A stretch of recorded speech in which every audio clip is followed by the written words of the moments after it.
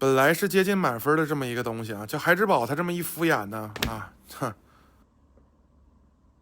理解热爱，分享快乐。Hello， 大家好，欢迎来到鲨鱼分享。Marvel Legends 作为这个美系可动人偶的这个龙头企业吧，其实在一定程度上口碑是要比老麦好不少的。UP 本人呢偏向是一个题材玩家，什么类型的模型都有一点，所以说 Marvel Legends 也不算特别经常的出现在咱们的节目里。这套双人套呢是我个人比较喜欢的题材，不过也反映出了 Marvel Legends 的诸多问题啊。那我们就一起来看看吧。点赞收藏，我们直接开始。这时候正值孩之宝这个环保包装的时期啊，所以你可以看到这个包装就是两个渲染图，然后一个纸盒。其实我觉得后面那种有插画的还好了，现在这真的是一头。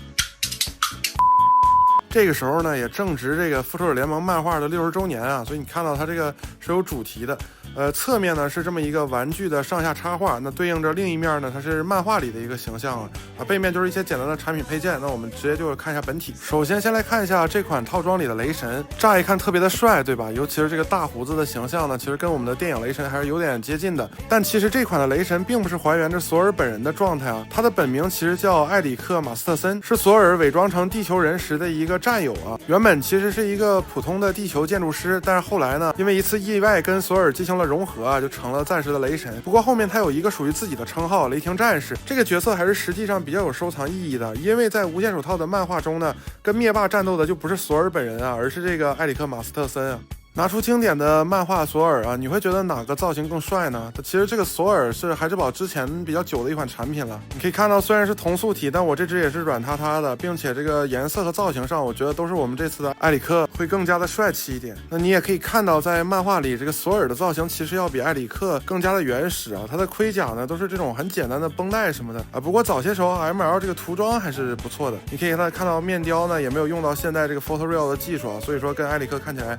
还是有点差距。这次最主要的卖点还是这颗胡子雷神的头雕吧，可以看到这个眼神是非常的炯炯有神啊。孩之宝在 Photoreal 的时候呢，一般会把眼睛加上高光，所以在小比例里呈现的效果还是不错的。ML 雷神呢，这个翅膀一直是有点像一个尖尖啊，其实漫画里更多是这样一个从正面看，对吧，向两边撇。不过你可以看到侧面的建模是没有什么问题了，也是有一些细节。不过我这个翅膀顶端有一些小这个银色的掉漆啊，不过这个廉价美系就这个样子吧。这一颗戴面罩的头呢，也是更接近他在漫画里的一个经典形象，我还是比较喜欢的。这种漫画角色有这个白眼都会显得比较威严。素体依然沿用了之前80周年雷神的这款素体啊，可以说 ML 这个造型呢，细节啊素体都是不错的，但是就没有什么画师的笔触和还原性可言了，都是沿用的嘛。你可以看到两肋的这个肉色呢，也是直接印在黑色的，所以跟肤色它是有色差的，你玩的时候也可能会磨掉，这个要小心一点。那么这个素体在裤衩和这个腿根的部分啊，有一些纹理上的这个区分啊，只有裤衩这里有一点皮质感的刻画啊，大腿根呢就没了。鞋子的造型呢，要比经典的索尔更像是装甲一点啊，不过孩之宝这里用了一个橙青色，效果还行吧，毕竟漫画比较鲜亮啊。切关节呢，也是直接用它这个盔甲的纹理切了。翻到背面，孩之宝还是有它的刻画啊，不过你可以看到腿中间这么粗的两条腿啊，给你这两个支撑轴啊，细的跟那个饼干一样啊，所以你可以看到这个素体啊摇摇晃晃的，而且完全没有这个支撑性可言，真的是很逆天。一旦出现这个现象啊，那素体的这个稳定性和把玩的这个手感呢，就可以说非常的恶心了。就我这就称之为它骨质疏松。哎，你可以看到胳膊也是这样子啊，非得留一点缝，然后特别的薄，一碰它就晃。那么整个玩具身上啊，要说最恼这个设计应该属这个头雕的可动了。你可以看到正面的长发，那背面呢，它的头发是卡在了它的披风当中啊，所以当你要活动它的时候，没错，整个头雕完全就几乎是不能动的。你可以看到后面好像有点幅度，但你从正面看的话，哎，完全是动不了的。你可以看到，而且它甚至不能直直的朝向衣服的中缝啊，它只能斜着往左侧看一点，真的很逆天。抬头低头的幅度也几乎是没有。躯干部分弯腰和挺胸的幅度都不算太大，而且要小心点，不要磨掉这个圆形球的漆。大臂活动和平转都不受阻碍，但活动的时候呢，一定要拽着这个根部啊，免得孩之宝这个破烂这个软塑料它断掉，对吧？那前面呢，它这个是有孔关节，那可动性还是不错的。手腕这里又是一个非常细的装，结果用了一个齿轮关节啊，你就感觉玩的时候可能一转就怕它断掉。然后手型这里呢也挺诡异的，手型竟然不是一个完全握死的手型啊，它在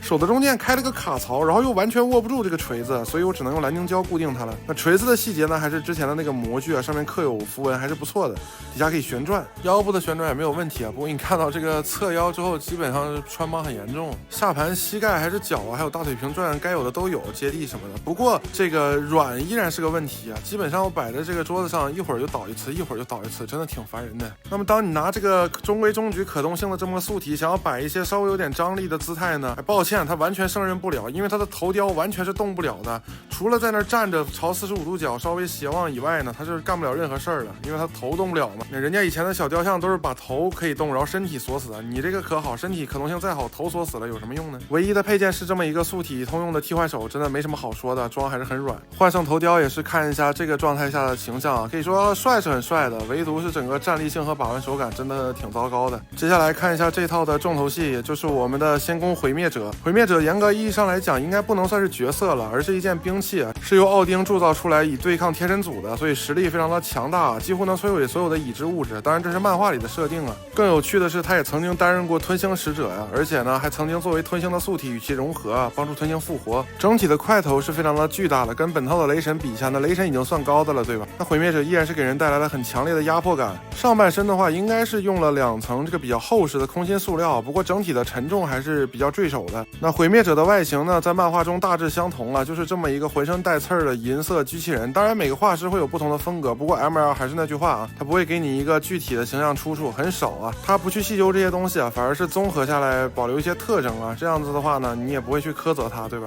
拉到近处看这个整体盔甲，除了头顶这块东西有银色的涂装以外呢，都是一个成型色，不过在这个成型色里边应该是插了亮粉，并且是用了全身的渗线涂装，所以质感呢还是有的。我个人其实还挺喜欢这种成型色的反光的，显得很有这种神奇金属的感觉啊。不过整体这个水波纹有点严重啊，无伤大雅。全身上下这个一排排尖刺的细节还不错啊，不过玩起来呢也是挺扎手的。可以看到它是一个无孔关节素体啊，那比雷神要稳定的多了。上半身的可动幅度呢，由于它这个体型的原因啊，其实比很多的大块头都要好一些啊。虽然是这个单关节，不过特别值得一说的是它这个腰部的可动性不错啊，这就对于它摆 pose 的一个张力有了一个很大的提升。下半身整体的可动性要比上半身更加的优秀啊，超过绝大多数的大块头了。不过这个膝盖的手感依然是死紧的，我活动的时候甚至不小心戳掉了大拇指上的一块肉。替换手方面呢，一个握持手啊，它是可以握起雷神之锤的，另一个手呢是一个开掌手。之所以能握得起，是因为它不是人类啊，它是一个物件。奥丁这个咒语呢，对它应该是不生效的。总的来说，2款都是我觉得还不错的玩具啊。不过这个雷神的素体稳定性在把玩上真的给人非常大的落差，毁灭者就比起来综合水平要好一些吧，不过它没有面雕也更好做，对吧？我是觉得 ML 在今后的产品是真的可以加强一下自己的素体质量了。现在的关节不是过紧就是过松啊，软塌塌要么就硬的要死啊，真的是玩起来很痛苦。